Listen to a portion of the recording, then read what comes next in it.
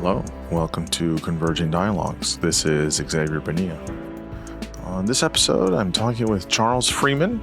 Charles is a freelance academic historian with many interests in the history of European culture and thought.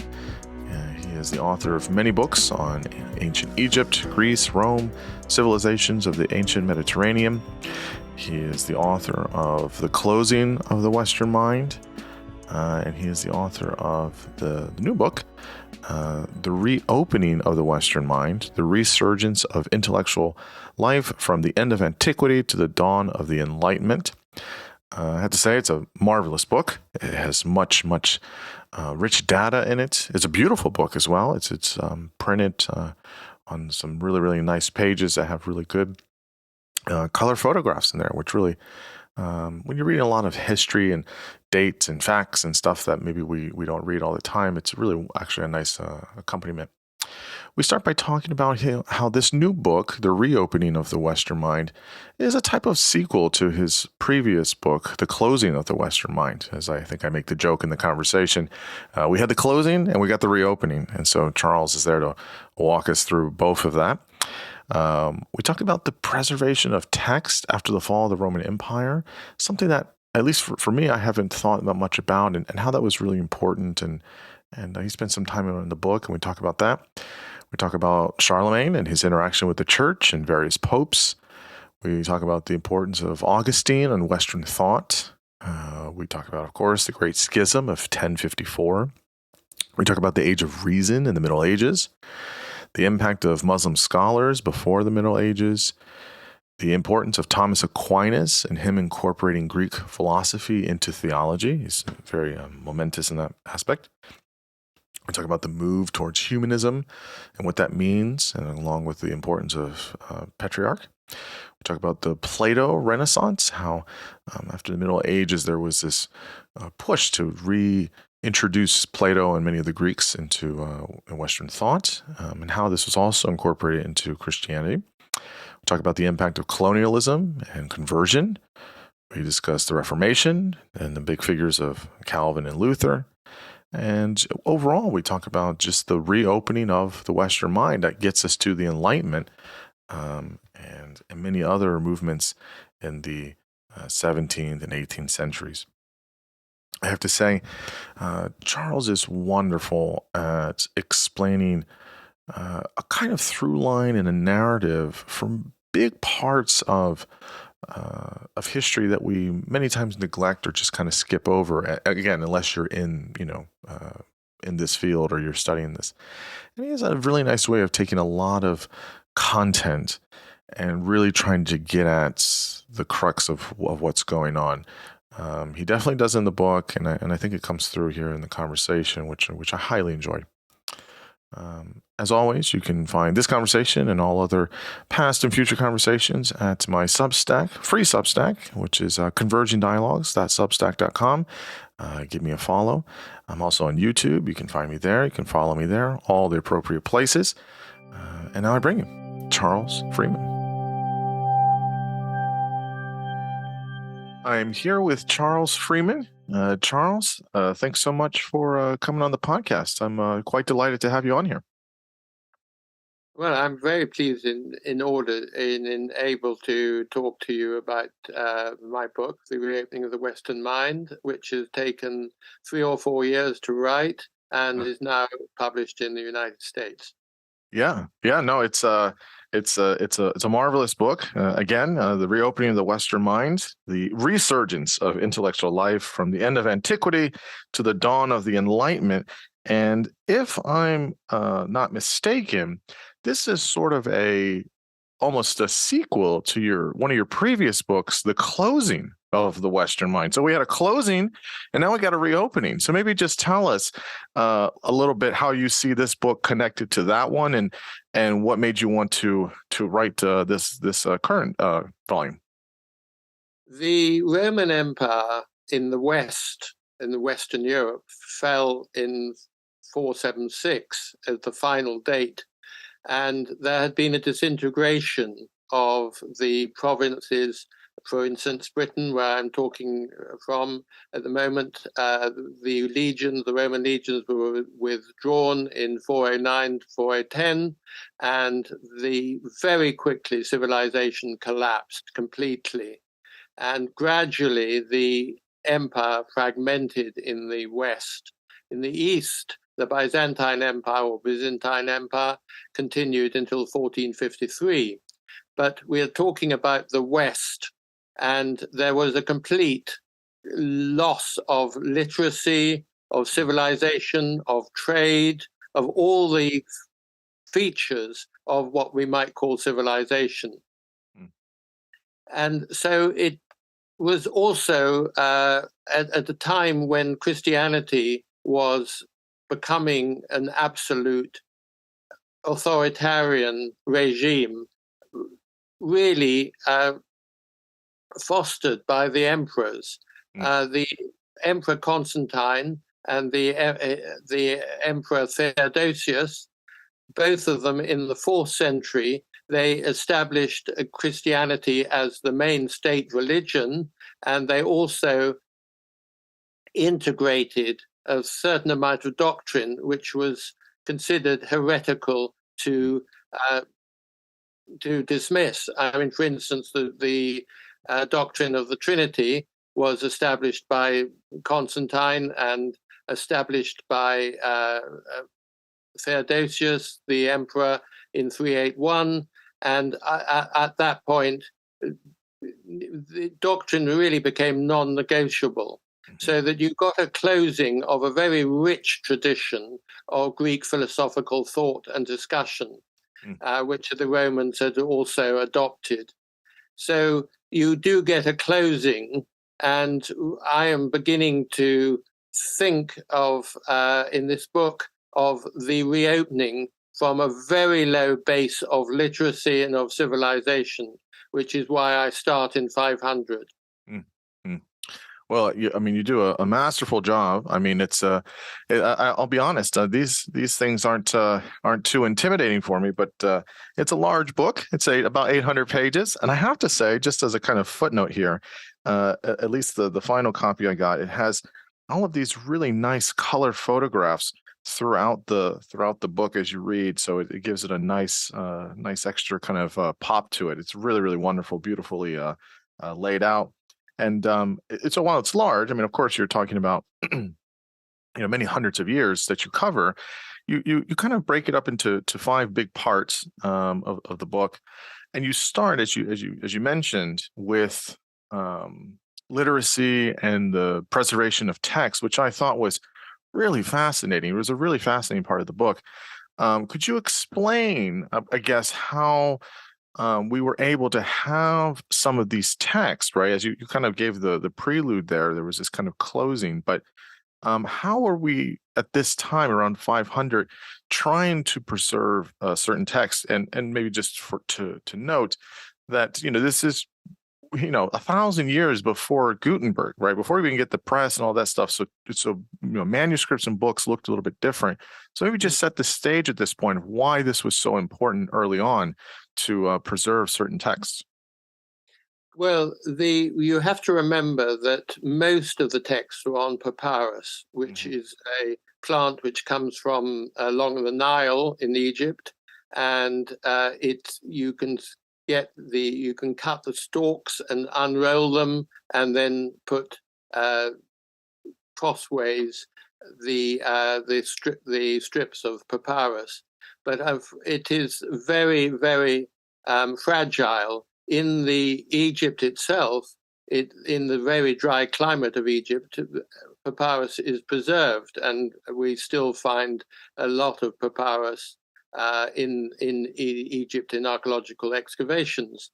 In the West, it's vulnerable to damp and to fire, and therefore it can very easily decay. We have a very recent discovered letter from the medical man Galen, who he in the 2nd century AD, he complains of many of his texts which had been preserved in a library he left for safekeeping in a library in Rome, where the fire had broken out and it had destroyed many of his papyrus.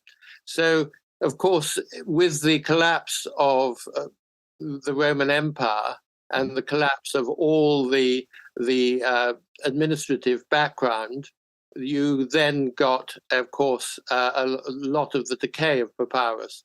And it depended really on how many copies of texts survived.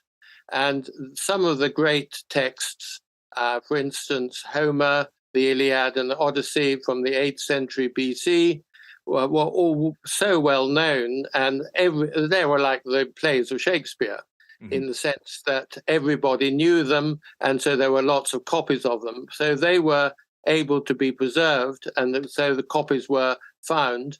And some of the copies were, of course, kept in the Greek East, the Byzantine Empire, and they came eventually into Latin translations into the West. And the Arabs also conquering the large parts of the Byzantine Empire, were able to preserve a lot of the texts. But we do get a few figures in the West who deliberately make a policy of copying out and saving texts. One of them is Boethius, who was a Roman aristocrat. He was born about 480. He was clearly an intellectual. We have no record of him having lived in the Greek East, but his Greek was so well and so excellent that it's almost certain that he did live part of his life or part of his upbringing in the Greek East. And so he mastered Greek, which was quite rare for Roman aristocrats at that period. And he set himself the task of translating a lot of the Greek texts into Latin. And he tried to translate all the works of Aristotle and Plato, the great Greek philosophers that were available to him, and many other texts. Unfortunately, he became embroiled in the tensions of the court of Theodoric, who was the Gothic leader who had succeeded after the Roman Empire had collapsed. And we don't know quite what happened to him, but he was a senior civil servant within Theodoric's administration. And it's possible that he was involved, or he was suspicious. There were suspicions that he was involved in the disputes about who would succeed Theodoric, as he only had a small son. He was put into prison, and he wrote there a famous text, which became one of the most important texts of the Middle Ages, called The Consolation of Philosophy. And although he was a Christian, there is no mention at all of any Christian theme or whatever in The Consolation of Philosophy. But he argues that he had a dream of which an old lady representing philosophy appeared to him and consoled him in his imprisonment. And it became a really important text. But he also wrote individual texts on music and arithmetic, and they became very important during the Middle Ages. And they were texts which were used among in the universities to educate and to introduce students to music and arithmetic. So he was an important figure, even though his life ended tragically. We have another important figure, Cassiodorus, who 480 to possibly 580, he certainly lived into his 90s, and those dates give him 100 years.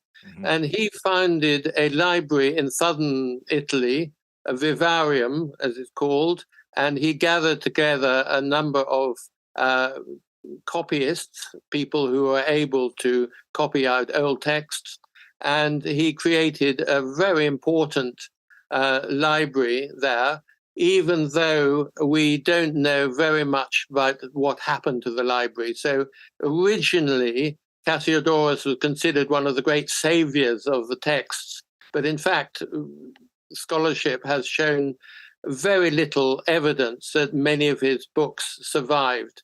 But one of them, a Bible, ended up in northern Britain and was copied out. The whole Bible was copied out, and that was found, and it was supposed to be a present to the Pope, and was taken down from northern Britain all the way across France into Italy, and it was somehow abandoned in a monastery there. And it was rediscovered in the 19th century.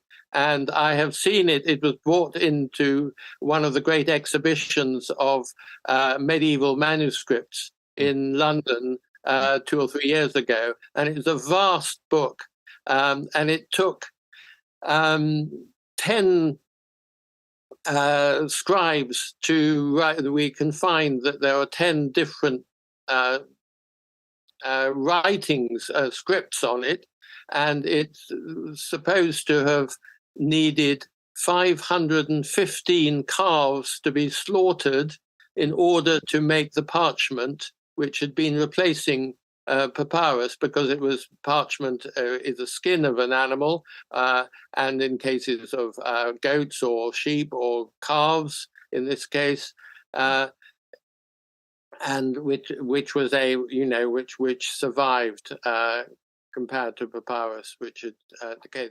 So we do have these texts which have survived, mainly, of course, Christian texts. Most of the monastery libraries had Christian texts, but they had a few secular texts, a few histories, a few a few legal texts, and so on, which had survived also.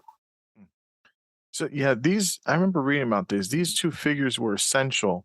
And I guess for listeners, it should be important that to know for these ancient texts at that time in the 5th century, who was the audience? So folks like, you and I can go to the bookstore and we can, buy a book off the shelf and, we can read, right?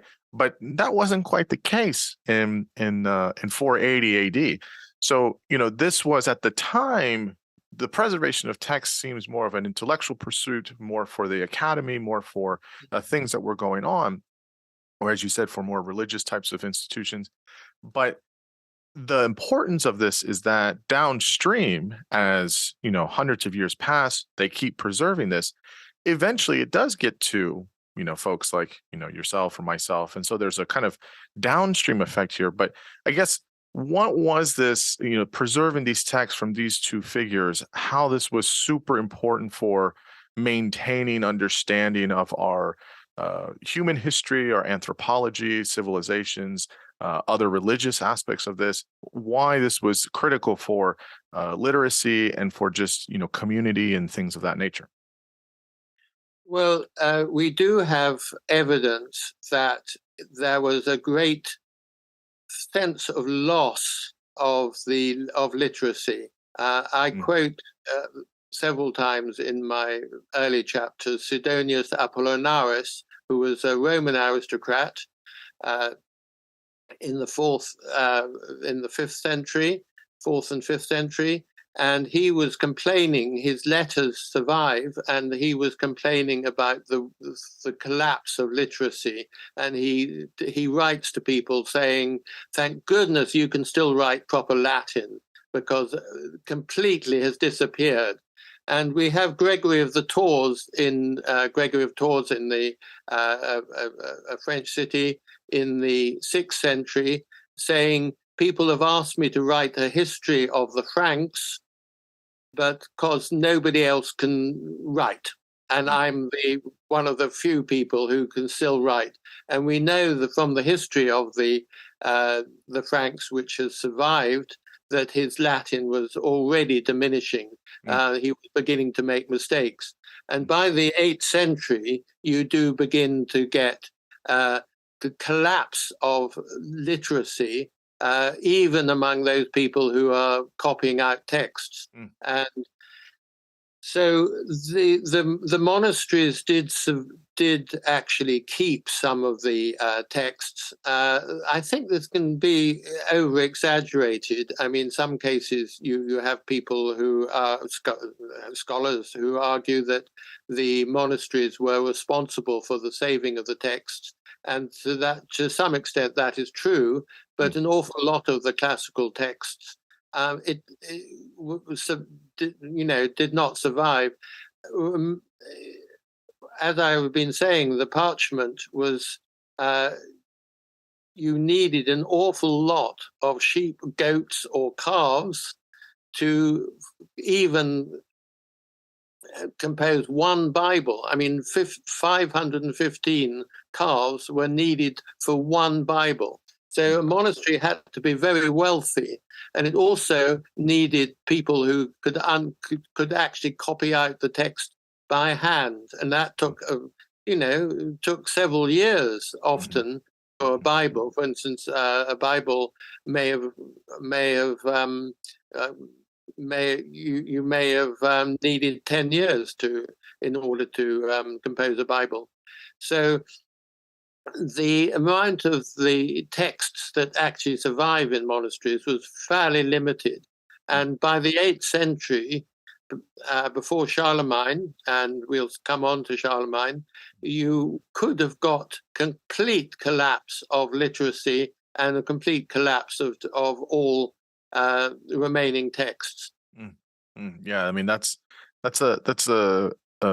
something that I think folks don't think about too often. But again, we go on and on today about language and cognitive abilities and how language sets us apart as humans. And certainly we can speak, but the ability to read and to write and to have literacy in the modern world is essential. And it's obviously, I mean, myself included, it's something we kind of just take for granted. But that it was a real thing, that we didn't want to lose literacy. So you mentioned Charlemagne, right? He's obviously a big figure. I guess the question I have here, and you talk about it in the book, is what was his relationship with the papacy and how he was instrumental in creating this sort of hierarchy of archbishops and bishops and parishes, and also his contribution to preserving text during his reign? I think you have to start with what was happening to the city of Rome. The city of Rome, it's been estimated at the height of the Roman Empire to have possibly 1 million inhabitants. A lot. It had depended enormously on aqueducts bringing in water, fresh water. It also depended on Mediterranean trade, bringing in corn and grain and many other staples of food in order to survive as a city of that size.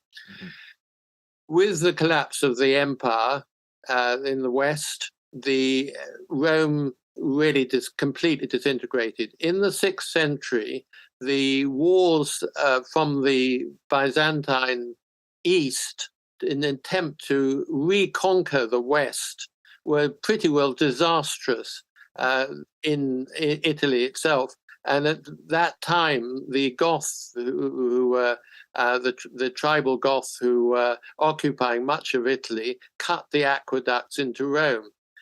And the Mediterranean trade had also collapsed, so that it was very difficult for Rome to get food. So that the population probably went down to something like 30,000.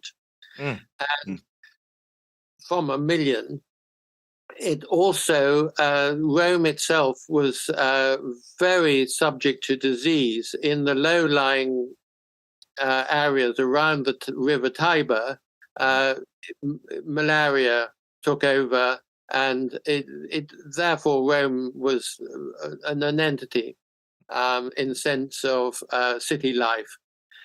The popes were, they saw themselves as essentially situated in Rome. After all, the verse of Matthew saying, "You are Peter, and upon this rock I will build my church," and the legend that Peter had been martyred and buried in Rome, so that the papacy was in a very weak position, and partly because the average reign of a pope was only about 4 or 5 years, and this goes on right through to the medieval times. So you need a strong man, and you need a strong man to save you and protect you. And the man was Charlemagne. Now, Charlemagne had grown up in the court of the Franks, and his grandfather had established a dynasty. Charlemagne succeeded in 768 with his brother. His brother died 3 years later, and Charlemagne was sole ruler of the Frankish kingdom. He was an enormous man, very loquacious, very charismatic. We have his bones, and you can actually measure that he was probably over 6 foot, which was, of course, a big, good size for that age. Mm-hmm, mm-hmm. And he was also a great conqueror. Not only did he establish control over central France, but the popes actually asked him to protect them against the expanding people, the Lombards, the Lombard kingdoms had occupied northern Italy. And in 751, the Lombards had captured one of the great cities of Ravenna, a city which was still part of the Byzantine Empire in the east. So the popes were very worried about the expansion of the Lombard kingdom, and they asked Charlemagne to come down and sort it out. And he sort it out very effectively. So he moved into northern Italy, and he claimed that his successors would still have influence in northern Italy. So he was termed the protector of Rome. And in 800, the Pope Leo III, who had been beaten up by aristocrats and was enormously aware of his weakness, summoned Charlemagne down to Rome and created a post for him, a title for him of Holy Roman Emperor. And that the Charlemagne had therefore created a strong position between the emperors and the popes. It wasn't an easy relationship, because as the popes grew in power, the successors of Charlemagne as Holy Roman Emperor were obviously in conflict with these two great figures of great institutions, the papacy and the Holy Roman emperors. They were obviously in conflict, or possibly in conflict, over the years that followed. Yeah, it's interesting because it sounds like in the beginning of the first, or at the beginning of the first millennium, that there's these tensions between within Christianity out of the first century after time of Christ, and after Rome and all these things. It becomes a local following, and it's very localized. And I guess you could, it depends on who you ask, I guess. With Constantine, it starts to become a little bit more centralized. But here, as we're getting to 1000 AD, there's this aspect that you talk about with local Christianity having some kind of tension between papal authority, as you're mentioning here, and then also with wealth, and how the wealth of the church is becoming a factor here. So maybe just talk about these, I guess, two major tensions at this time around the first millennium within Christianity. As the popes increase their power, we really start off in the middle of the 11th century. The emperor the Holy Roman emperors were not necessarily direct genetic dynastic successors of Charlemagne. The post remained until 1806, and Napoleon actually abolished it. So it's 1,000 years, and different dynasties and different families became Holy Roman emperors. And one of them, Henry III, came down in the middle of the 11th century to Rome. He was disgusted by the weakness of the papacy, and he started appointing popes under his own auspices. One of the popes which emerged was Gregory VII in the second half of the 11th century, and Gregory was a formidable character. He introduced a text, a bull, a papal bull called Dictatus Papae, which even said that he had the right to depose an emperor if an emperor offended him. So you got a potential great conflict with Henry III died, and Henry IV, his son, took over, who was only in his 20s. But there was a massive conflict, of which the Pope Gregory VII tried to excommunicate Henry, and so we have what's called the investiture controversy.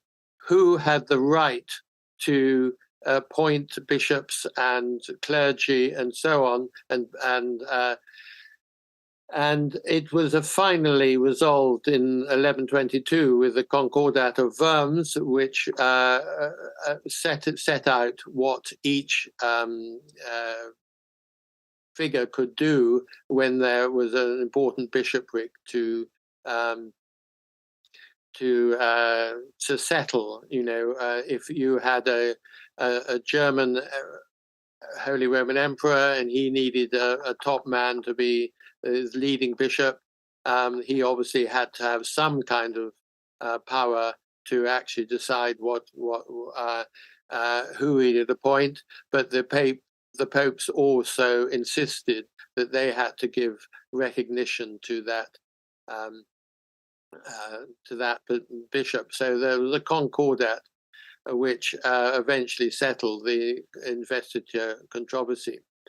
But the big problem, as the popes became more absolute and insisted on having absolute power, and also the wealth of the church, including an enormous amount of land, probably about a third of the land of Europe was under church control. Wow. Many of the monasteries, the great monasteries of Western Europe, were founded by aristocrats and who had given land and so on, and patronage. Now, as literacy grew again in the 11th, 12th century, you get a number of people who start looking at the gospel texts, and they said, well, Jesus made it very clear that you should renounce wealth. So there was a tension there which went on into Christianity throughout the centuries between those who maintained a very conservative structure, wealthy structure, and authoritarian structure of the church, and those who actually rejected any kind of wealth.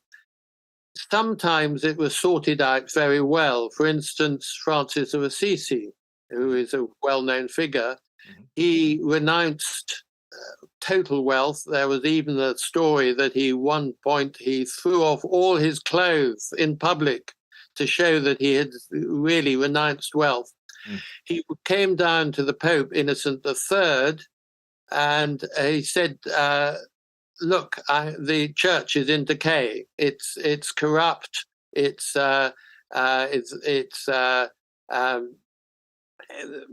all kinds of bishops have bought their bishoprics. So you really need to sort it out. And Innocent was supposed to have had that night a dream of which he heard that he saw a church building crumbling down. And he went back to the next morning to Francis and said, as long as you are loyal to the papacy, I will find an order which renounces all wealth. And that's the foundation of the Franciscans. And they went out in the streets and they relied on begging for any kind of sustenance. And the other order, which was also important, founded at the same time, were the Dominicans, founded by Dominic of Guzman, who was a Spaniard. And the Dominicans became the great intellectual order, but they also renounced wealth. And in fact, they, even when traveling between cities, they were not allowed to ride on horseback. They had to walk in order to show that they had completely renounced wealth. So you do get some kind of integration of those who preached poverty within the church, but there were an awful lot of people who had rejected wealth, who were declared heretical. They weren't, for instance, there were the Valdesians who had demanded the right to be able to preach according to their own sense of the Gospels, and they were excommunicated and declared heretical and hunted down by the Inquisition, which had run by the Dominicans. It's so interesting how these tensions spawn off all of these different, groups that we know about, or these traditions that we know about today. I do want to ask you about obviously, if we're talking about the 11th century, we have to mention the Great Schism of 1054, which many people will know is the breaking of the church into the Eastern Orthodox and then, Catholic Church. But before that, I do want to ask about, I guess you would say Augustine, right? Augustine here in the United States. We say Augustine in the United States.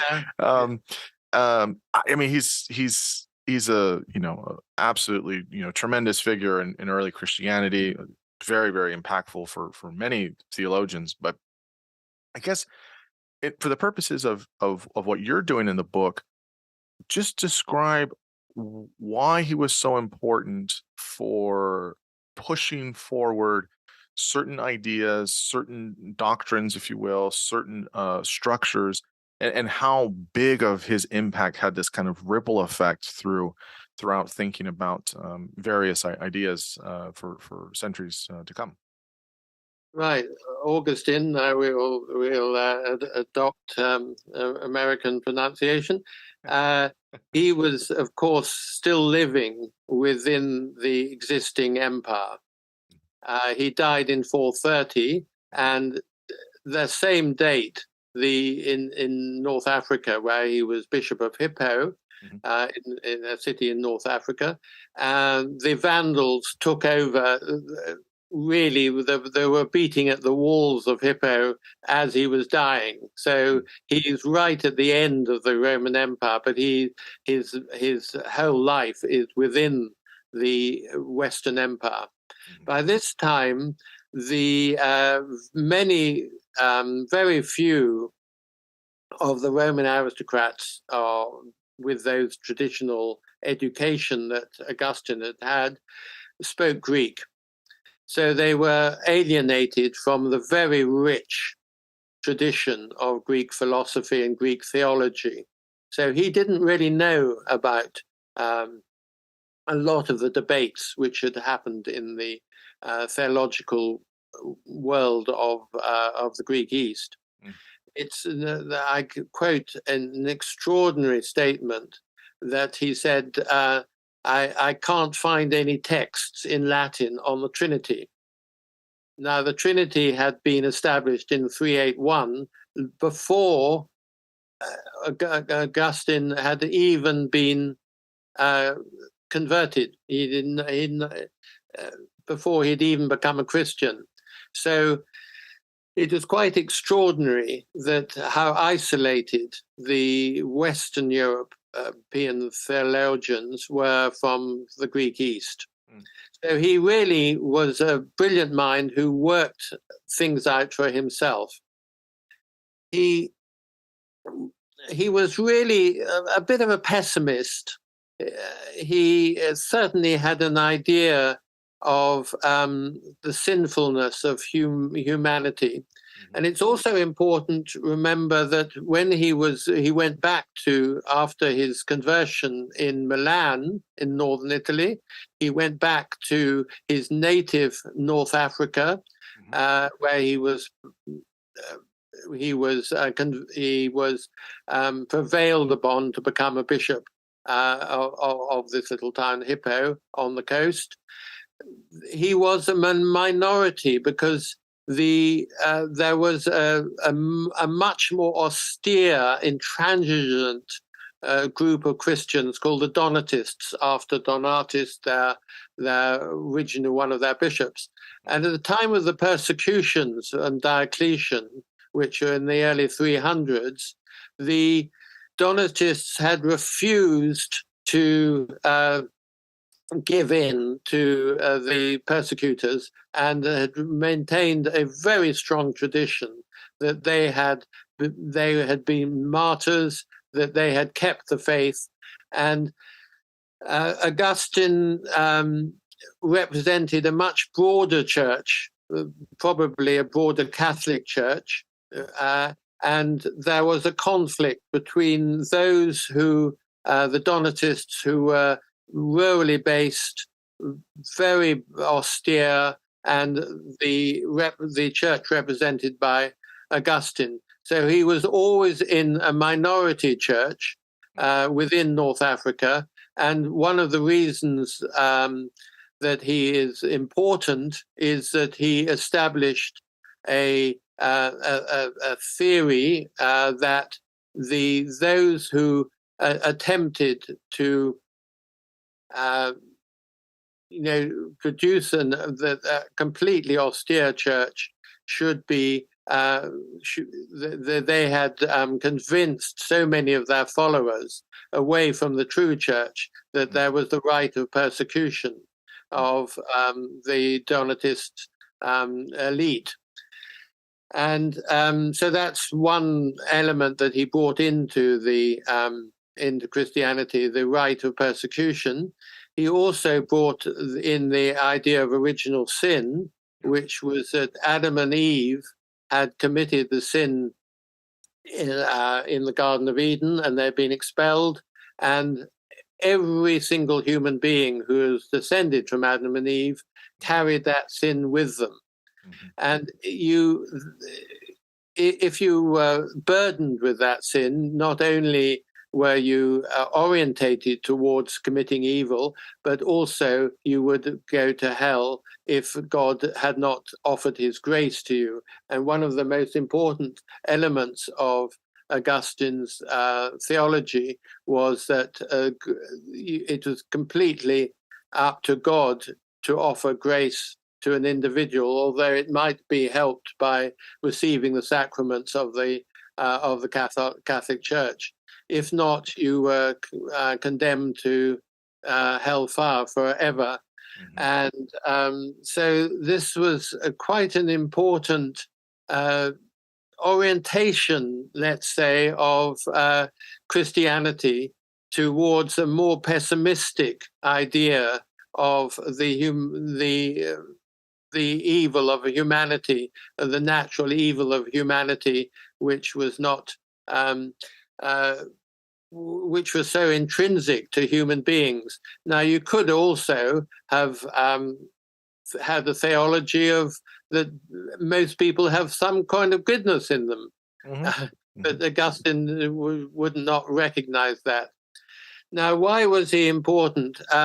He wrote an enormous number of tracts. He wrote a famous text on the Trinity, which he argued that the Trinity is in the human mind, is actually existing in the human mind.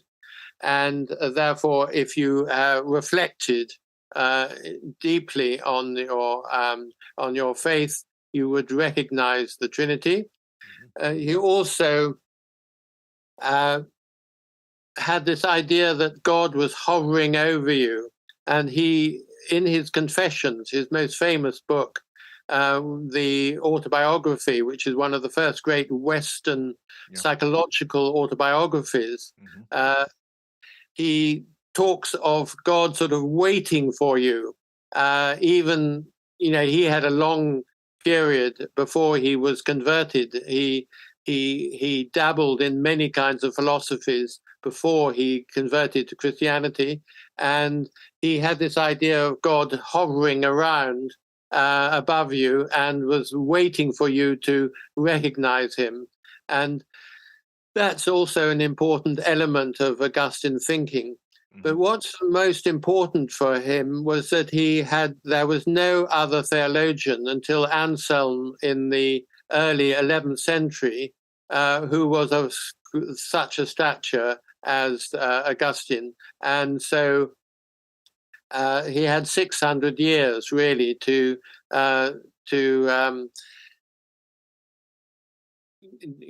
fulfill himself and to be seen as a great authority. And so with that tradition of 600 years, he was able to establish a position of great authority in the Catholic Church. And then later in the Reformation, the Reformers also adopted his ideas of original sin and so on, and the idea of human beings' depravity.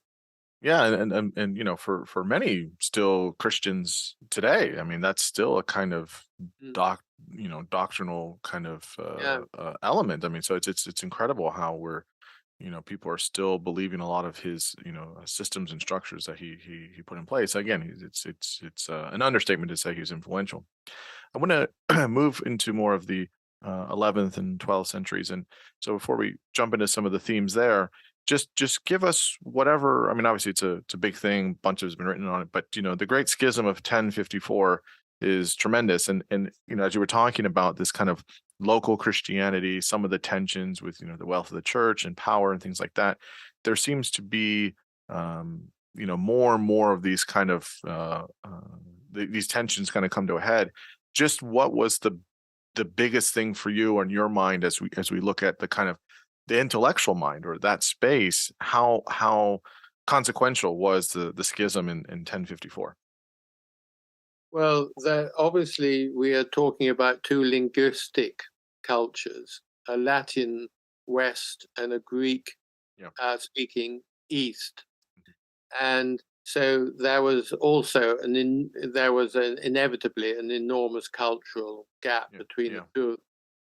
Many other tensions grew up. As the papacy grew more absolute, the Greek East, which had claimed to be the original church, and after all, the New Testament is in Greek, and so the early theologians were all Greek-speaking, and it's not until really about the 3rd or 4th centuries that you start getting Latin theology.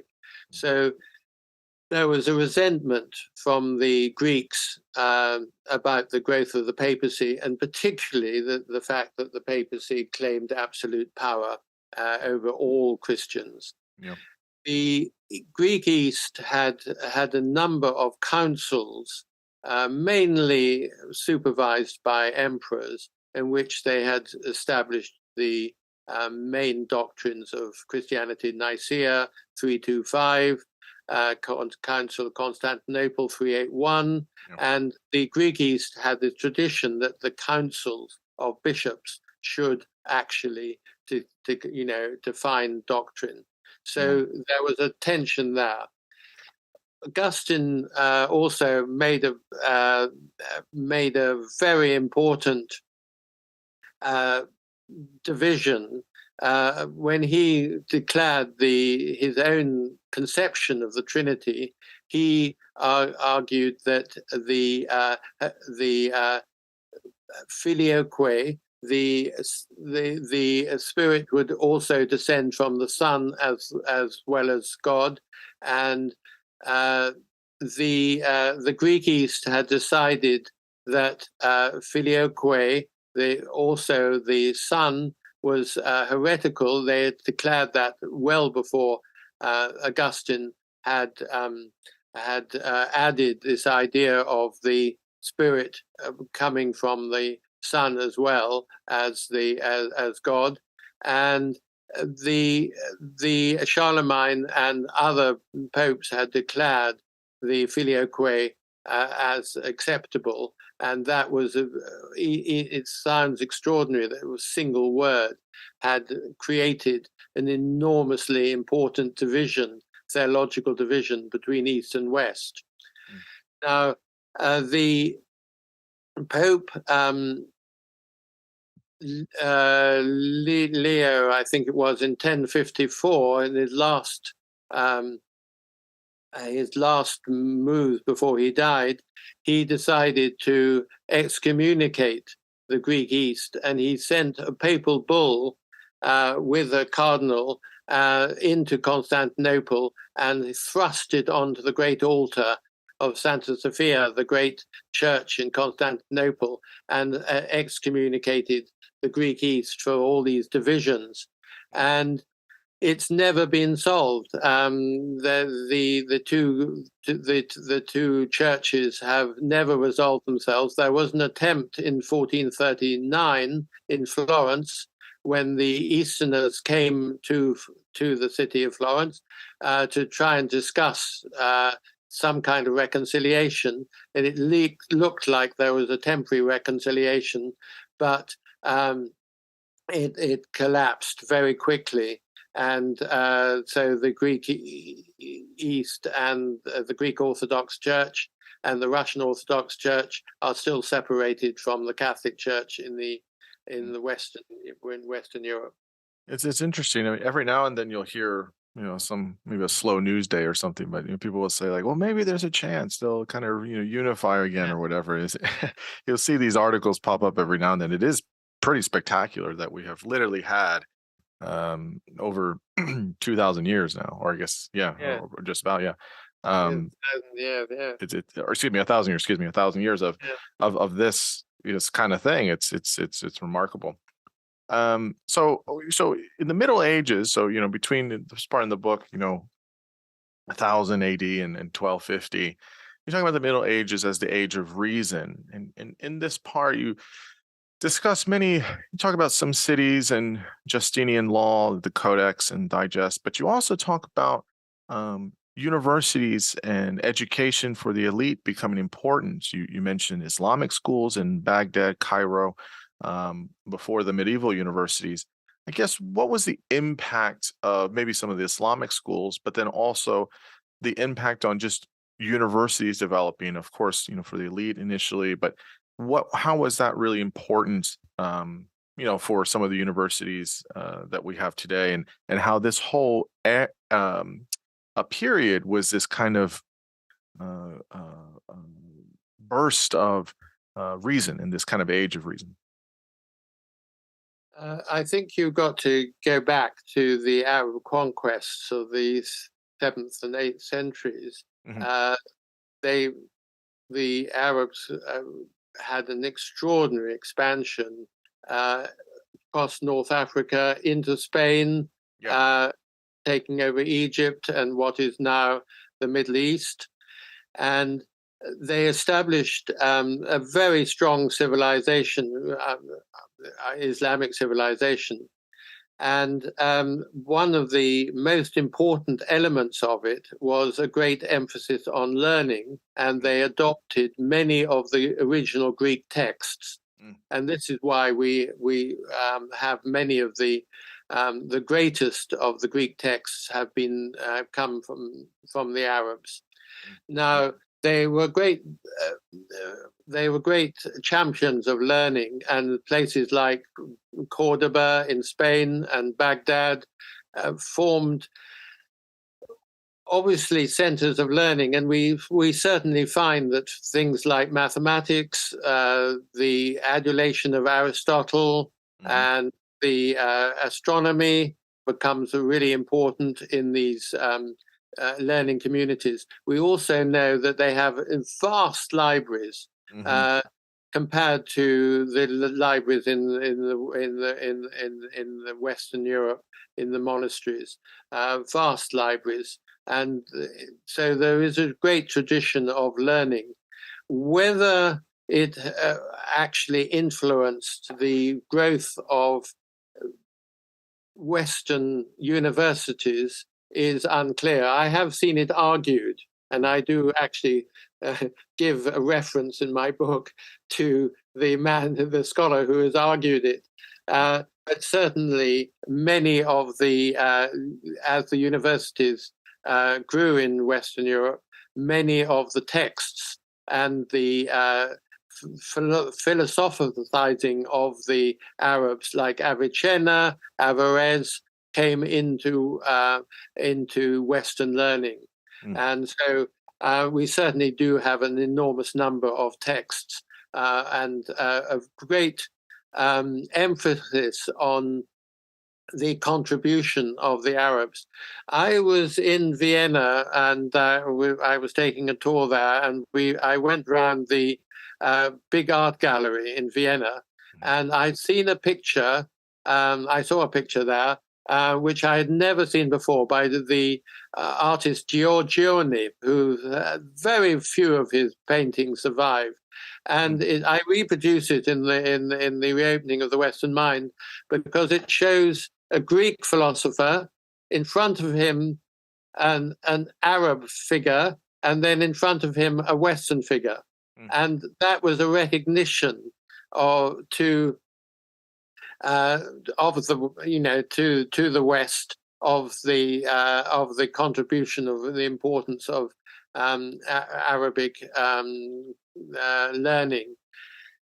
We certainly find, for instance, that we can come on to Copernicus. Perhaps we'll leave that till later.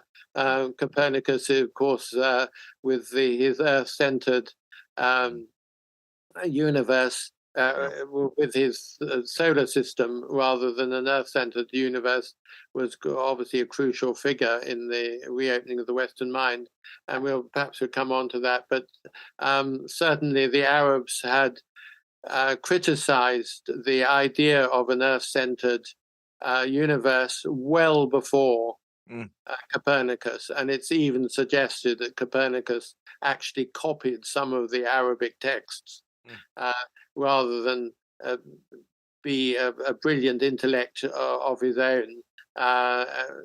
So, we do have this still continuing debate about the contribution of the Arabs and how far they were in advance of Western Europe certainly in the 12th, 13th century. Isn't the point here? I see some of these debates, and and some of them are motivated by different, obviously, motives. But isn't the point not who did it first, or who preserved what better, or who thought this thing for? I mean, some of that stuff can be important, I guess, but isn't the idea or the bigger takeaway the fact that other people around the world, in the West, in the East, are thinking about many of the same things, right? There's this human drive to understand where we come from, where we're going, how the earth works, how our universe works, how the natural world works, how all of these things. Isn't that in itself the fact that, whether folks in the Arab world did this, first or before or whatever, isn't the main takeaway here is that many people around the world at different points were thinking about really important issues and thinking about what was of vast importance for humanity and for civilizations. Isn't that like kind of the big kind of takeaway here, or is there something else here that people get worked up about and debate? I think there's been a big challenge to the old idea of Eurocentrism. For instance, let's take the a weaving machine. Okay.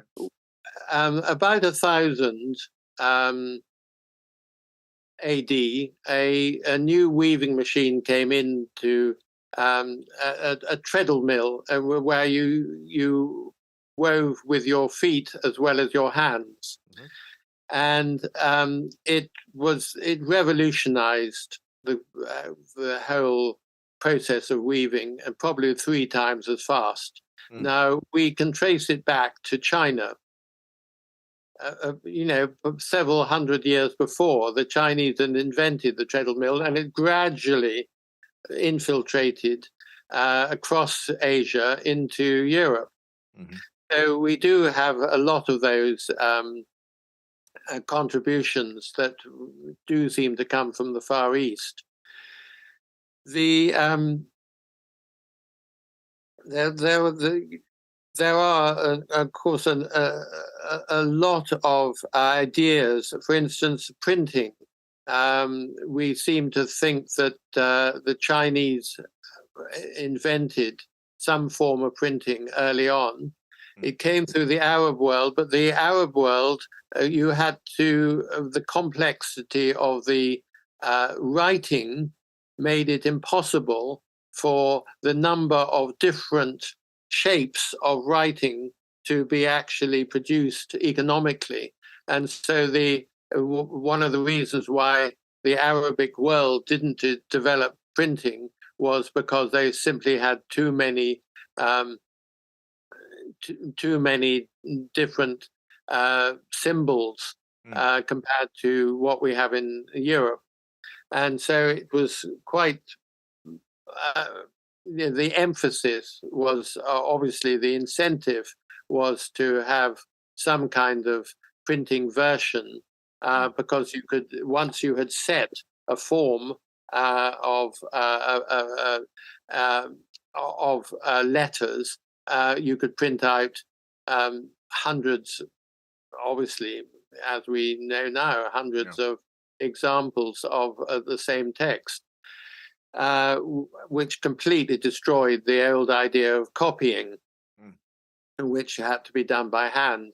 But we do seem to have some evidence that it was, there was original developments in the East.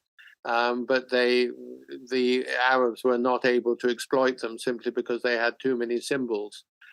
We have 26 symbols, so letters of the alphabet, so it's much easier for us to create the lettering.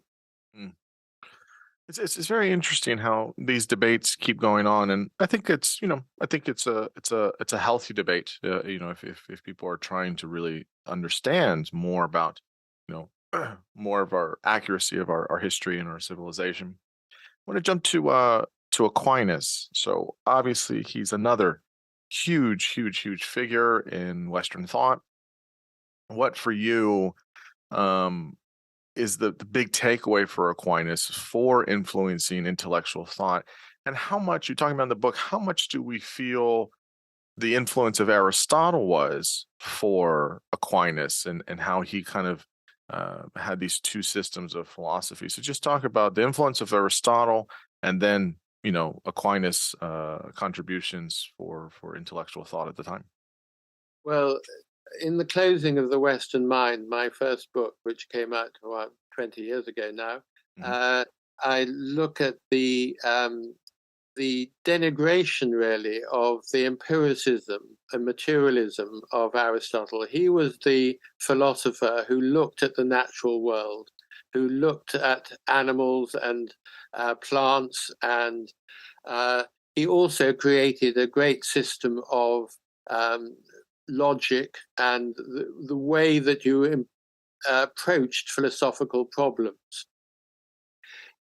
Because of his materialism, because he was obsessed with understanding the natural world, he was really pushed aside by Christians who preferred Plato, who argued, and we may come back to Plato, who argued that there is the reality but lies beyond the material world.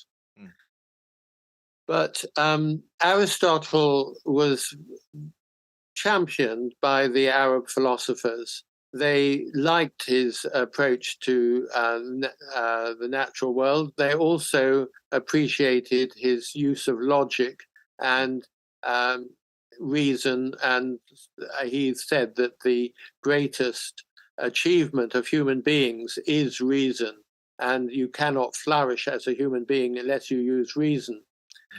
So originally, when the universities began in the 12th, 13th century, there was a lot of opposition by the popes to integrating Aristotle into the university curriculum.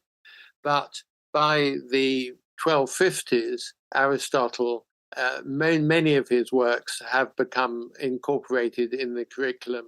And he becomes, therefore, the great philosopher. He's even referred to as the philosopher. Now, Christians, the Catholic Church certainly had a great deal of concern about integration of Aristotle. And there were a number of reasons. One was that he believed that the world had existed eternally. Christians believed that there had been a moment of creation from nothing by God. Aristotle also said there is something called the soul, but I think the best example is to say the coin. If you have a metal coin and you have an image on it, Aristotle would say that is the material is the coin and the image is the soul. If you melted down the coin, you would lose the image. And he therefore believed that when somebody died, the soul died with them. There is some confusion over whether he believed there was a sort of, an ethereal soul, a sort of world soul in which souls went to.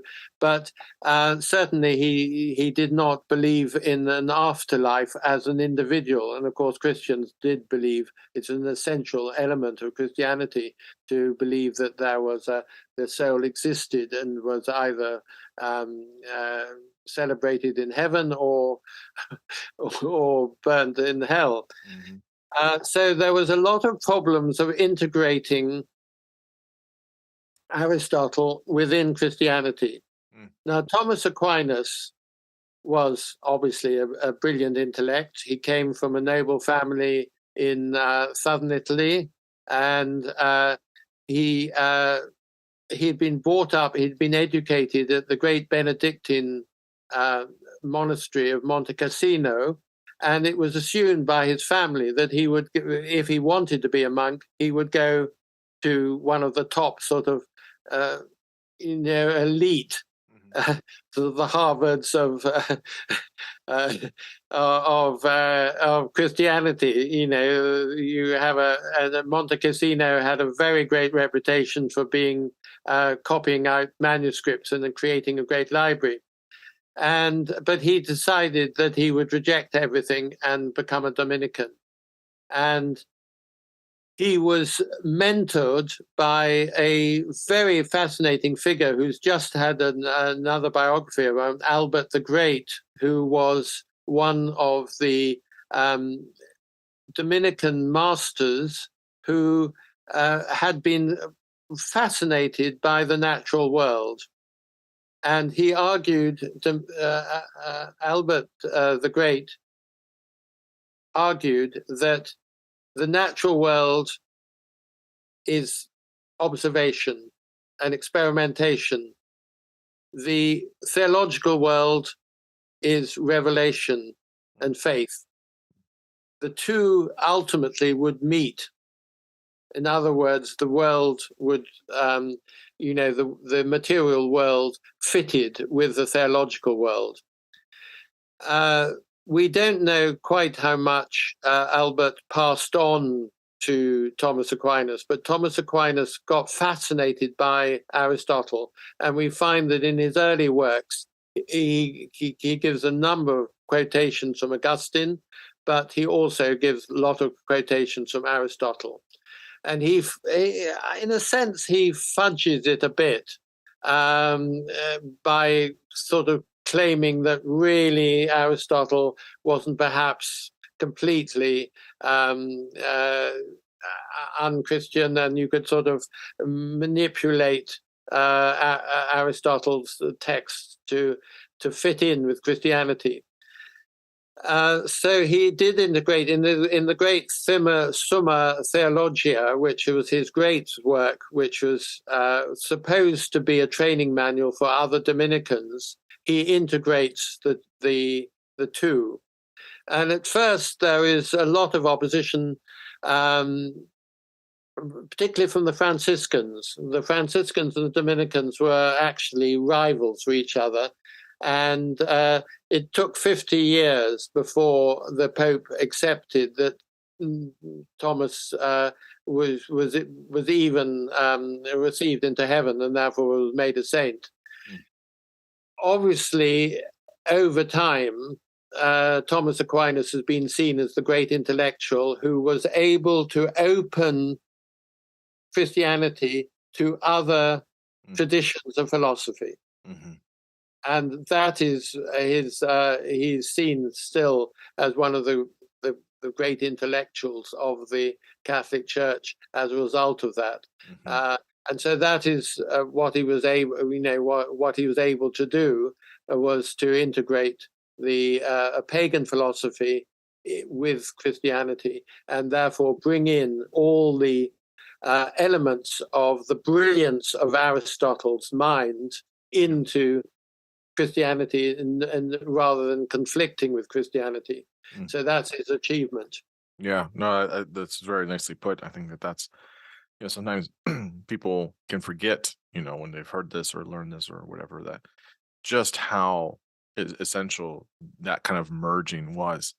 As we move into the 13th and 14th and 15th centuries, humanism becomes kind of big on the scene here, right? So there's obviously other figures, but we'll stay with humanism.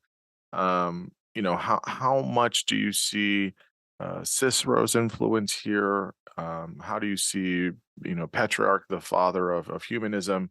How do we look at humanism as a system coming online as these kind of windows are being opened now? For kind of intellectual thought during the 13th and 14th centuries? Well, the word humanism today tends to mean you're anti-religion. We talk of humanists as people who reject any kind of religious belief. Mm-hmm. But in the Middle Ages and the early Renaissance, humanitas was considered the return to the classical text. And this is, I suppose, one of the main themes of the reopening of the Western mind, is that I stress how important the classical texts were for reviving learning. So we can start with Petrarch. Petrarch, 1304 to 1374, 14th century figure, often seen as the father of the Renaissance, of father of humanities, of humanism.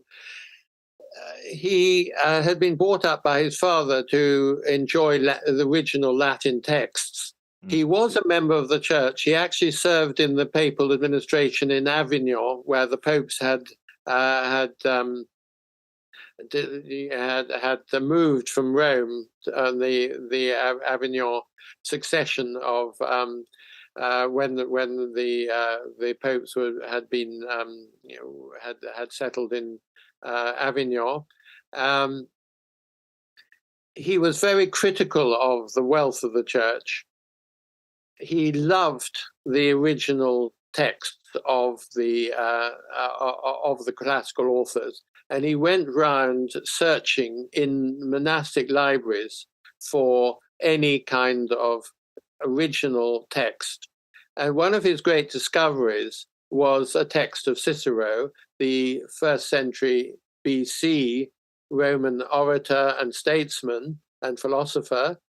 His letters to his great friend Atticus, who lived in Atticus from Attic, the nickname of Atticus, who was an enormously wealthy friend who had moved to Greece. And so he had established this idea of searching through the monastic libraries for the original texts. And that was his great discovery. He's famous for believing that the old world, the old world of Aristotle in the universities, which had become very embedded and stagnant. The universities had continued to teach the same texts over and over again. There was no idea that with a modern university that learning is progressive, that you have new ideas and so on. Particularly, he condemned, in a famous text called On His Own Ignorance, he condemned the scholastic language of the universities, which had got so intricate and so removed from any classical Latin, which he thought was the pure original.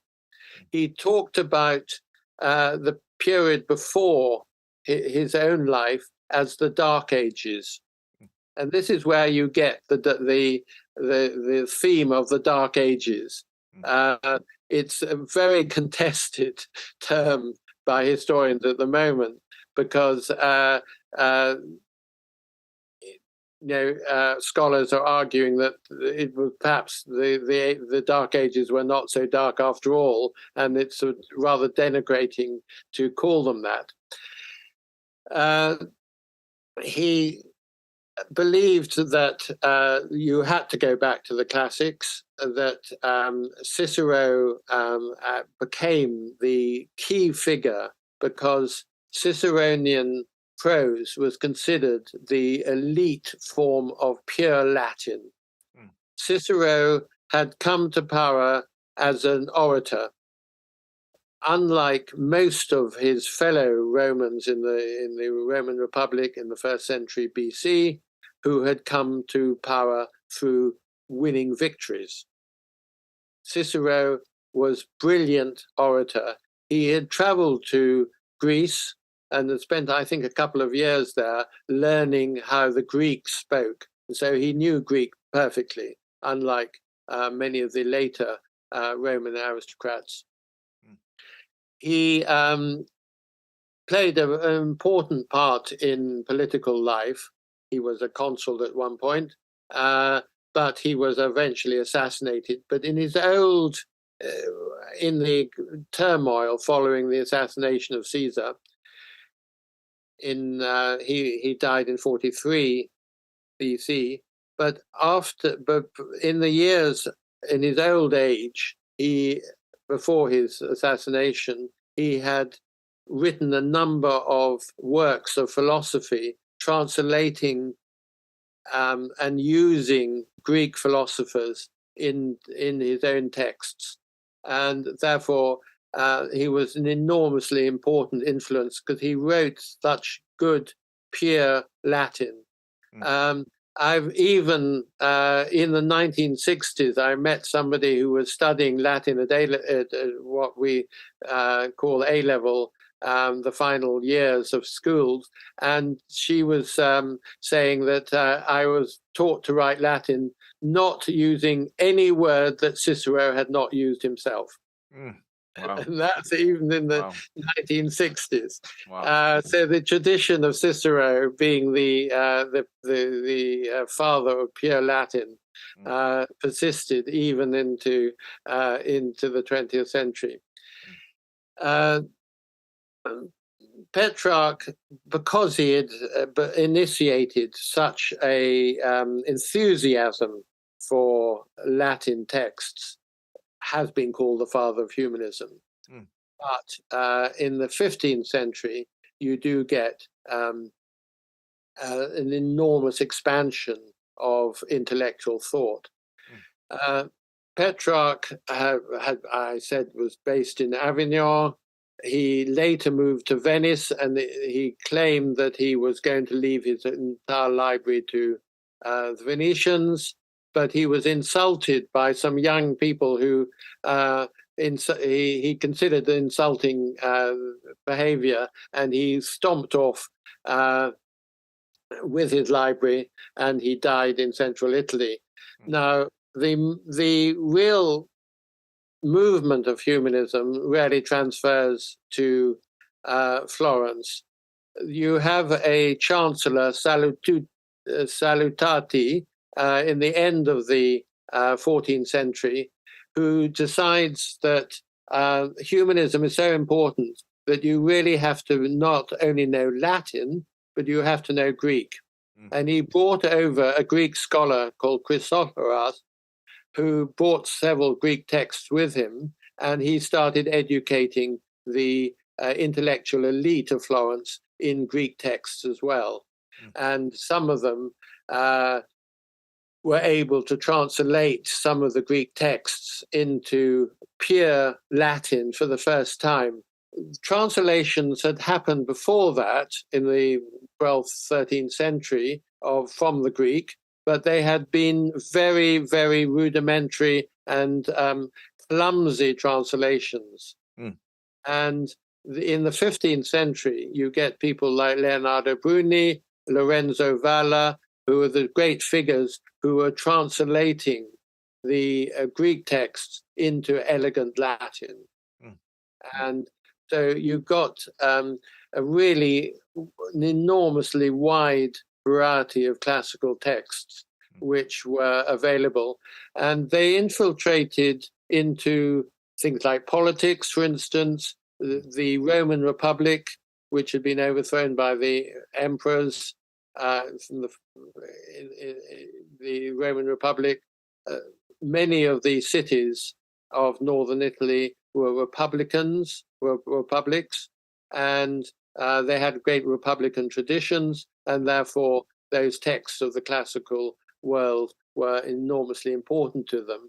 And so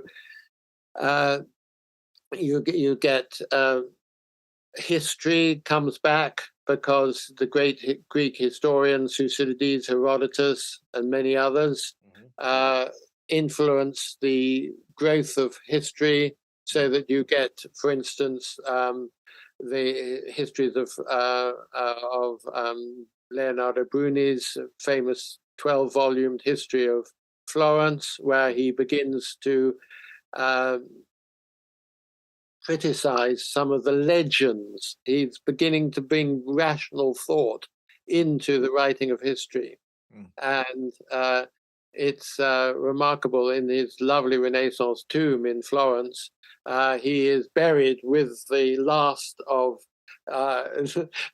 volume of his 12-volume history on his chest.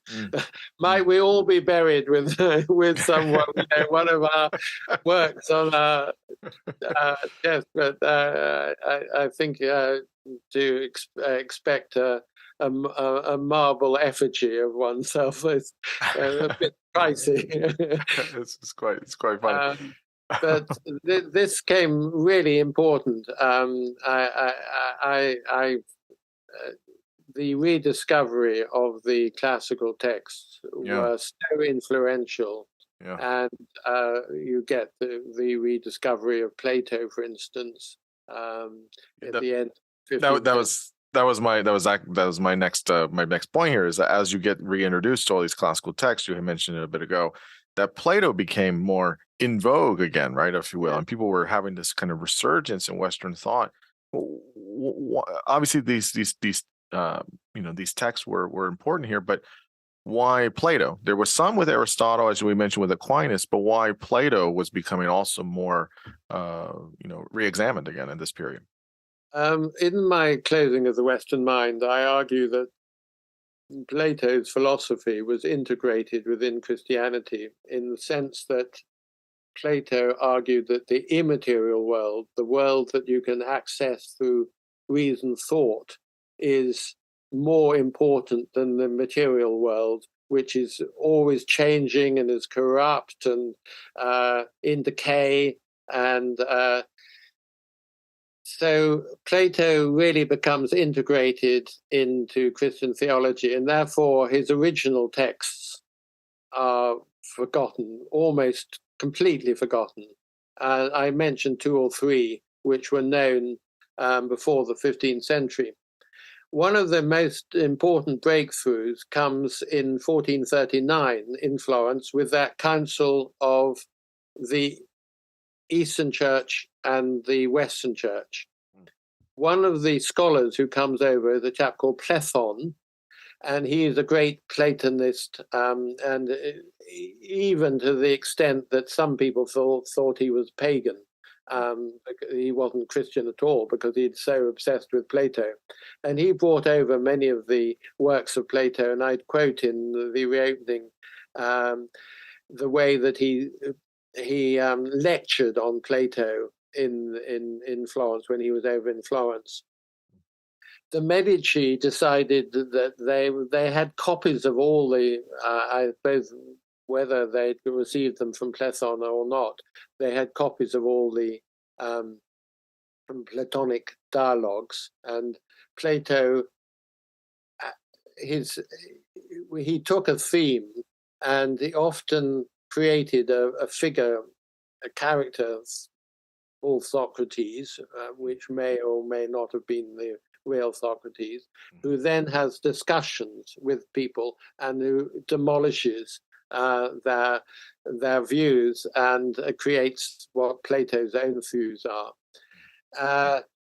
So these dialogues exist, and it was a chap called Marsilio Ficino who took on his mind. He had some kind of religious crisis, and he believed that there was this conflict between which was the greatest, Aristotle or Plato.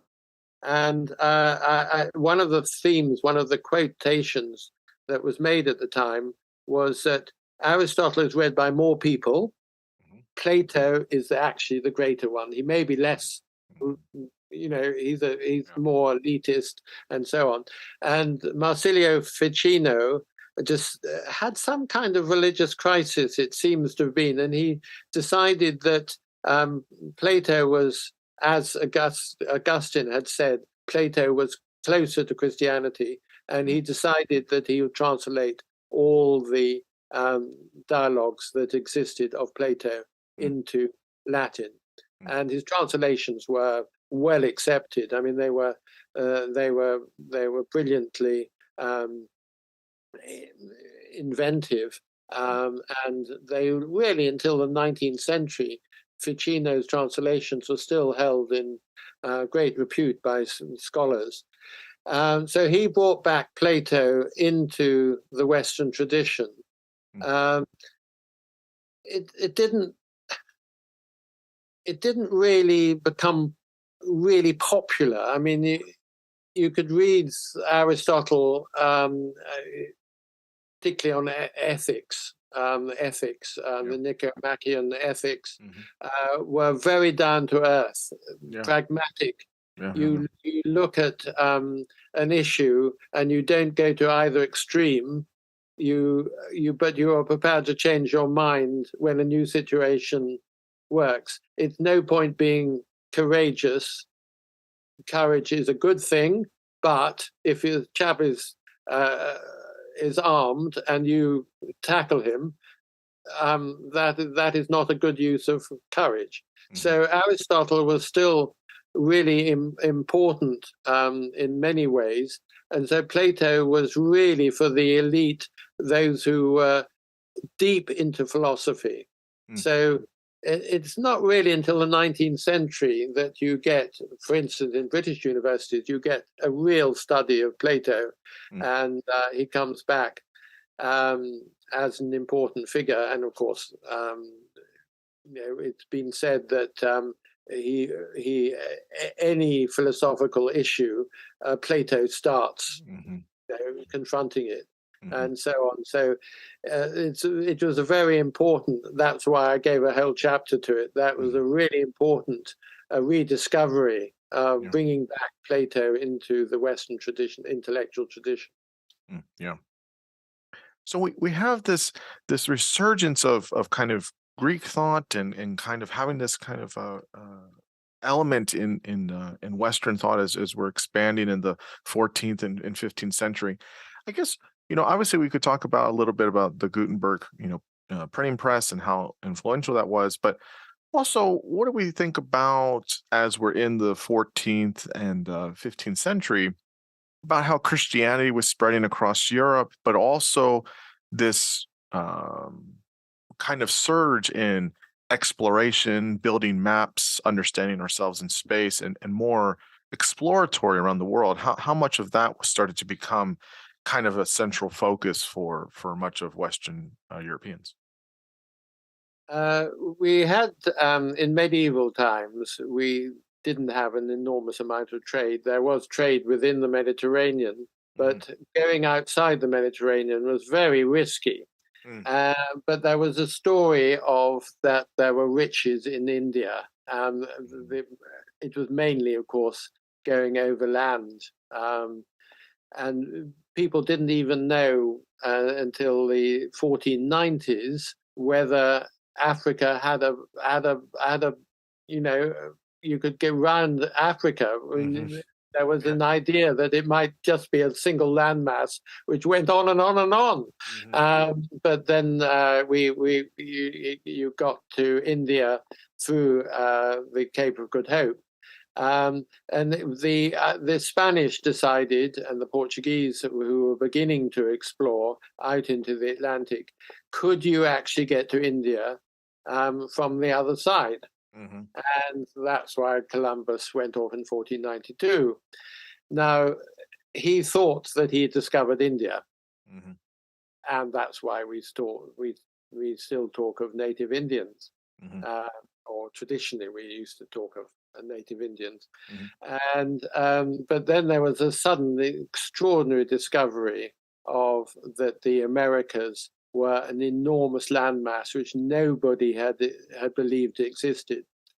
Now, the medieval map makers had the two particular kinds of maps. One was the Mappa Mundi, which was the Christianized map with Jerusalem at the center.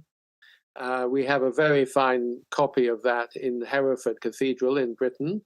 And the other maps were the Portolan maps, which were on compass bearings with the development of the compass.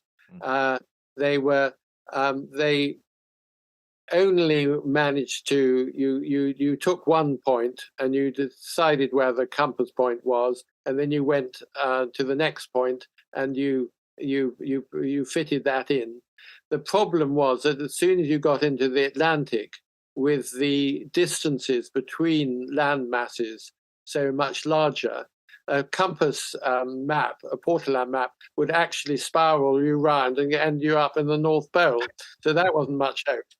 So there was the rediscovery of Ptolemy, the 2nd century astronomer and geographer, his Geographicae, which was had used longitude and latitude as we still do. This was a Greek invention of using longitude and latitude, and he had been very successful in measuring out the landmass of Europe and the Far East. But he, of course, had no conception that the Americas existed. There had been some really quite accurate maps made from the Geographicae, but of course, as soon as the Americas were discovered, it became obsolete. It was still enormously respected, even into the 1570s. There were attempts to produce Ptolemy's maps as a sort of mark of honor, really, to Ptolemy. But of course, as soon as the Americas were discovered, then the whole world view changed dramatically, because you had a landmass which nobody had known it existed, and certainly not in Western Europe, had not known that it existed. The problem you got were twofold. One was that you were Christian and you believed that you had the right to convert everybody. So you had millions of pagans. Now, there was a great debate. Had they ever heard the word of God? And if they had, they'd relapsed, so they all go to hell anyway. Or were they people who had never heard the word of God? And generally that view predominated. But the problem of conversion became a dominant one for the Franciscans and the Dominicans. Both were leading pioneers in conversion. The problem was that as the Spanish infiltrated particularly Southern America, they began realizing there was an enormous amount of gold, and it became integrated into the Spanish economy. And this meant that really control of the economy became more important than any kind of benign conversion. And so you got a dominance, a colonial dominance of the Americas by anybody who visited them. And of course, as you know, in North America, the tradition of colonization and destruction of native cultures became a dominant one as the Europeans moved westwards.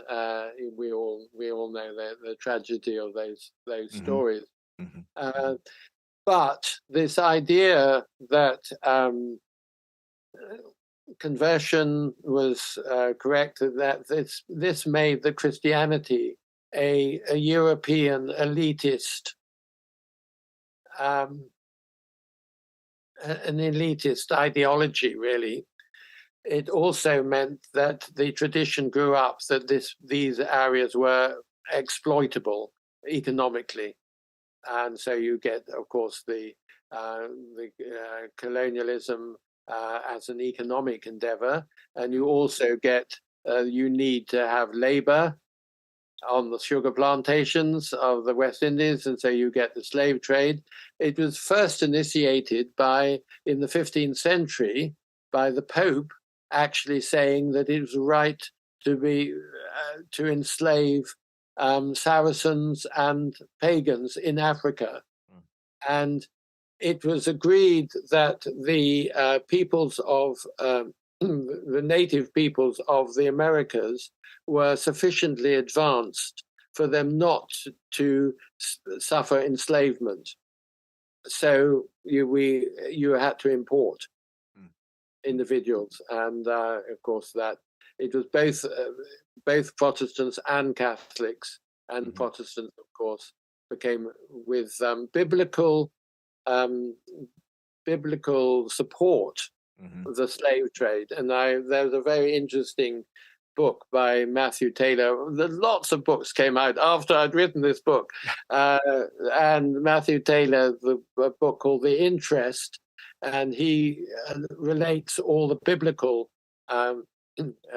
narratives in support of slavery, which so the abolition of slavery is often seen as a Christian endeavor, but it's an intra-Christian conflict. But the whole idea of discovering a whole new peoples and a whole new species of plants and animals and all kinds of things sparked off this idea that the world was not, you could not just absorb whatever came through from the West, the Western traditions and the Asian traditions.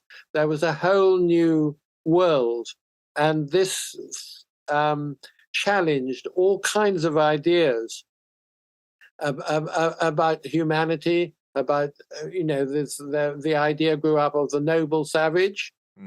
One of the ideas was that Europe is corrupt. It has terrible brutalities. There's appalling, devastating wars. The 30 Years' War, 1618 to 1648, was particularly devastating for Europe.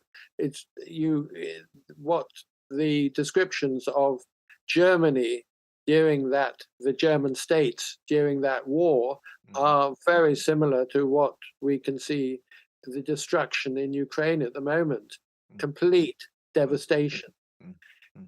And so there was a lot of idea that perhaps these native peoples of Americas had actually remained innocent. So this idea of the noble savage comes in. Montaigne, who's one of my great heroes, my literary heroes in the 1580s, actually says, we are corrupt. Possibly, he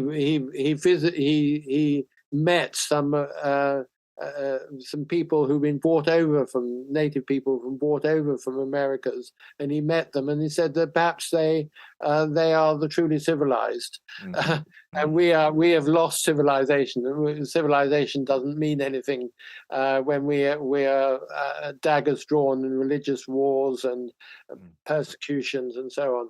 Yeah, no, absolutely. So this whole idea it infused such an idea of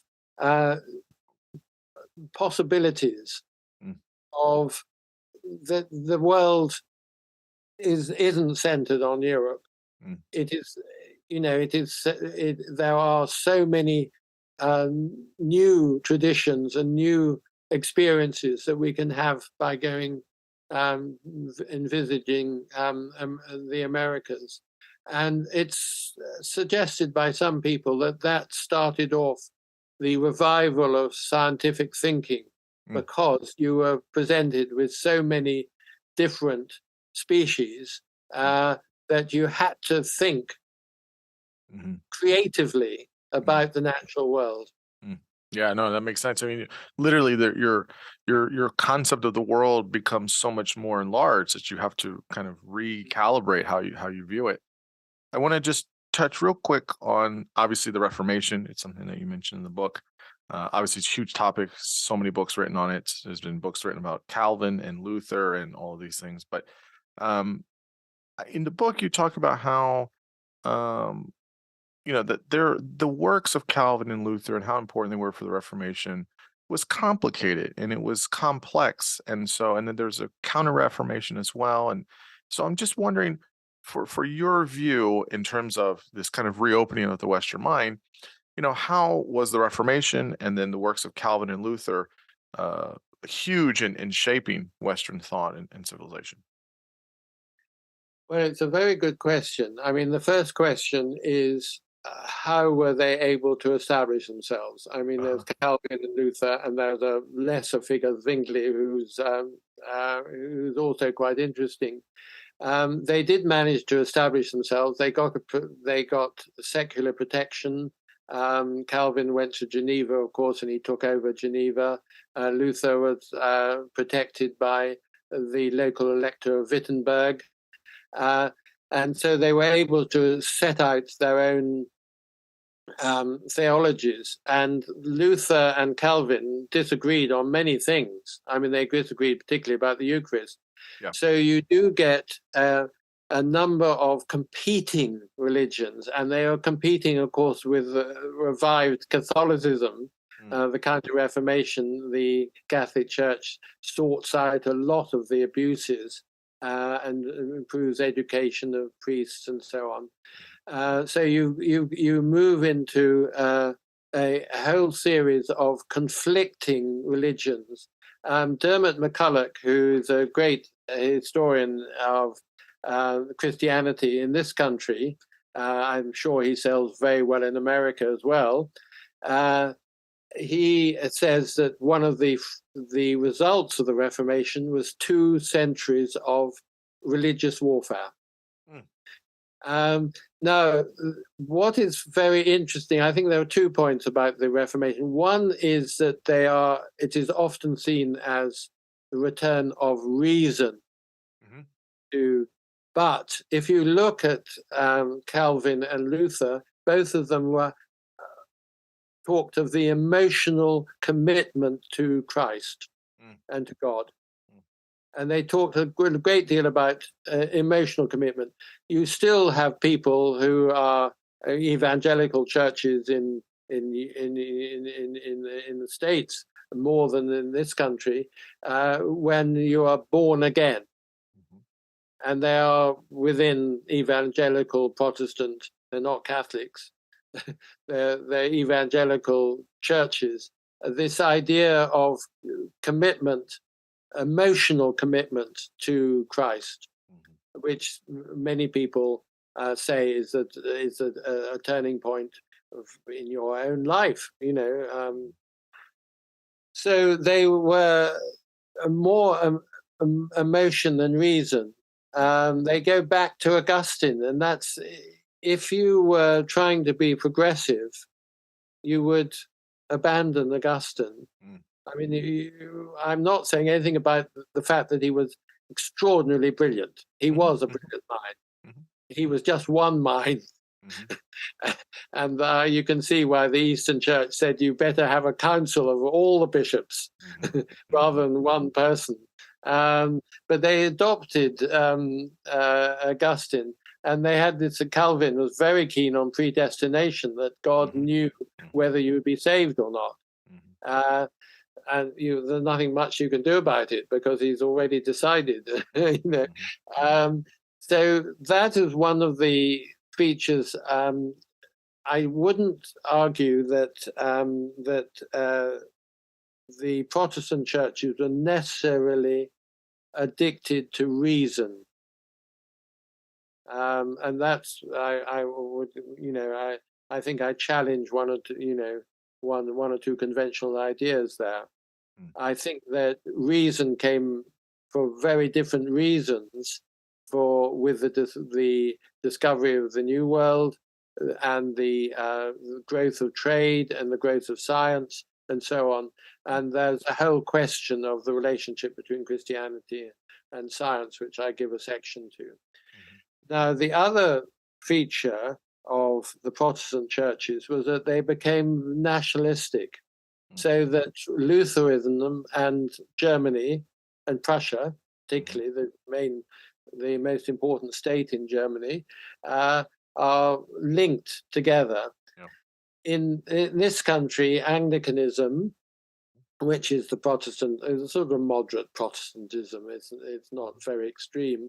It fitted well with sort of 18th century rural parishes of, with scholarly parish, vicars and rectors. Anglicanism, if you did not believe in the Trinity, you could not go to a university. There was a chap called Charles Bradlaugh who was elected a member of Parliament in the 1860s, 70s, and he refused to make the oath of office on the Bible. And he was not accepted in the House, even though he'd been elected. And there was a great battle before you were allowed to say that, look, I swear allegiance to the Queen and King or whatever, but I'm not going to do it on a Bible. And it was so the nationalism of the Protestant religions became very powerful. And when the outbreak of the First World War came, the French said, we have a Catholic God. The Germans said, God is mit uns, God is with us. The Russians said, we are Russian Orthodox, and we'll take the banners in we'll take the sacred banners into warfare. The Anglicans said, this is a war for civilization. They each had their own God.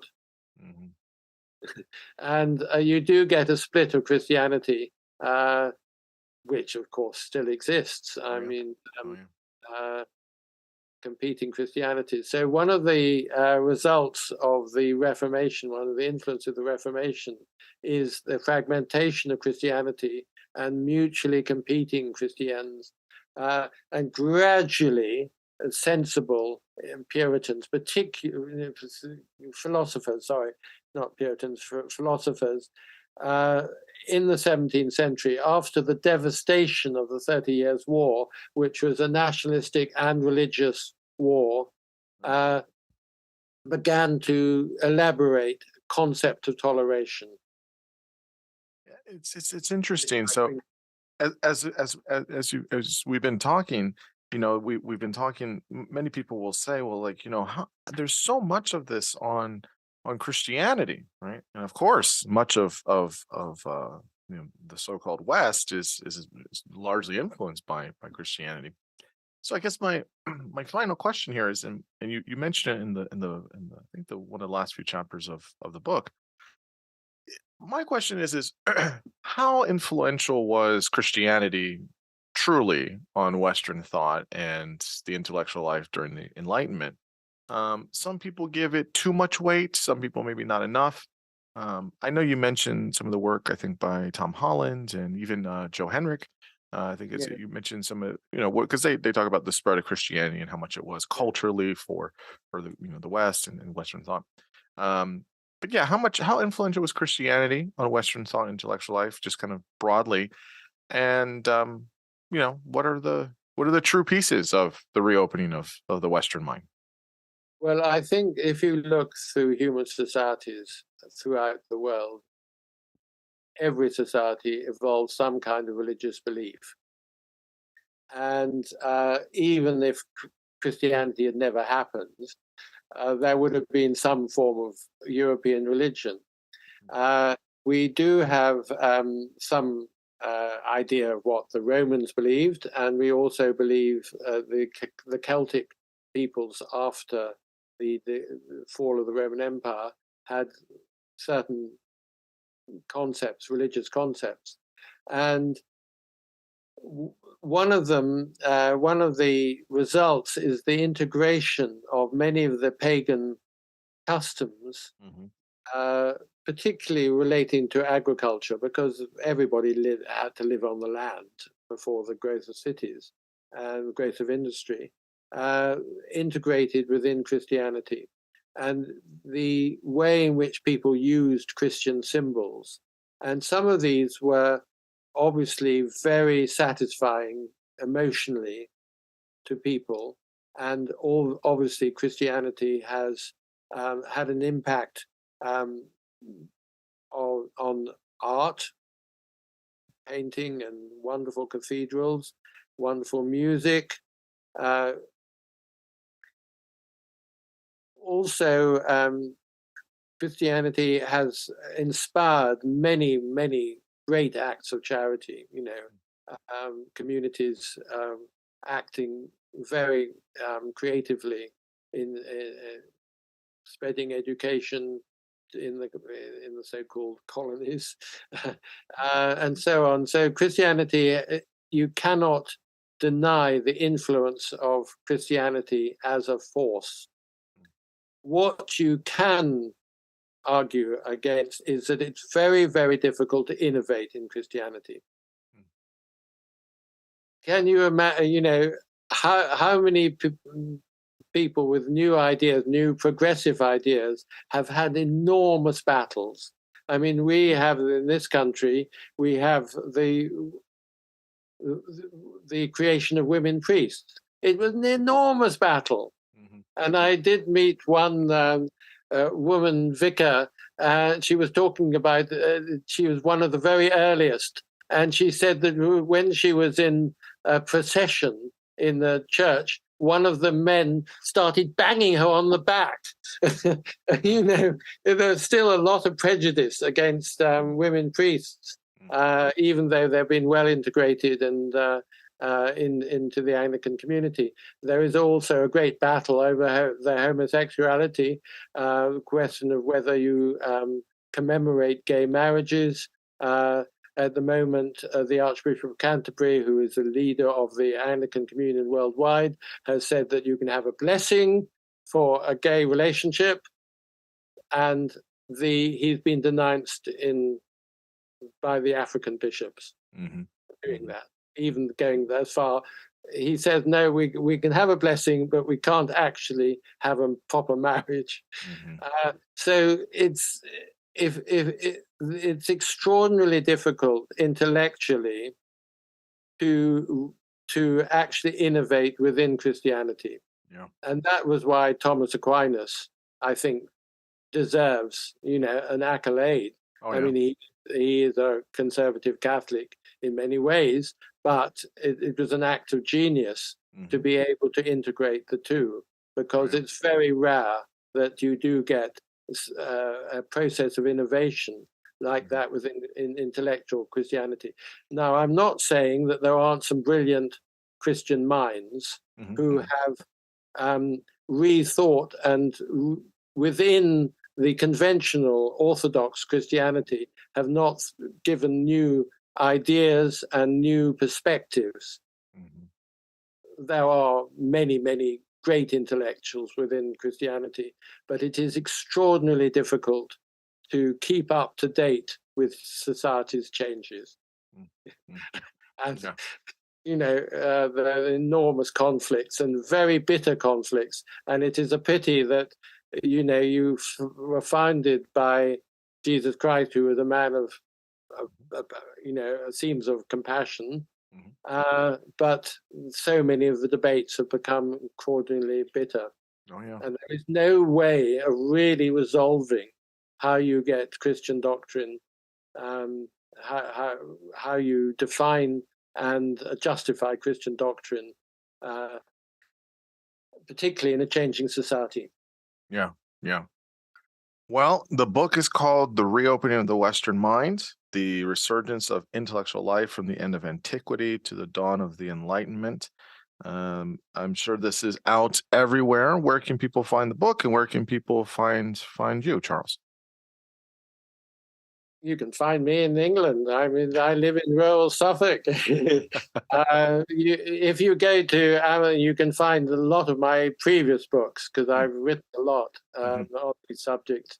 And one day, perhaps I will. I come over to the States, and be able to talk face to face with you and your colleagues. And I have a son in LA. Nice. He's living in LA. He's a psychologist working with meditation app Headspace. Oh, very nice. Very nice. Many Americans use, and he's that's right. Yeah. He's a Brit who's been, he's immigrated to the States, which is a first for the Freeman family. well, that's great. That's wonderful. And next time over across the pond, I'll have to look you up. Charles, this has been such a wonderful conversation. I can't say enough. There's so much rich history. You have a exquisite way of telling all of the facts of so many things in a really balanced way. And I enjoyed reading the book, and I enjoyed talking with you. And I can't say enough thanks for all of your time and energy, really.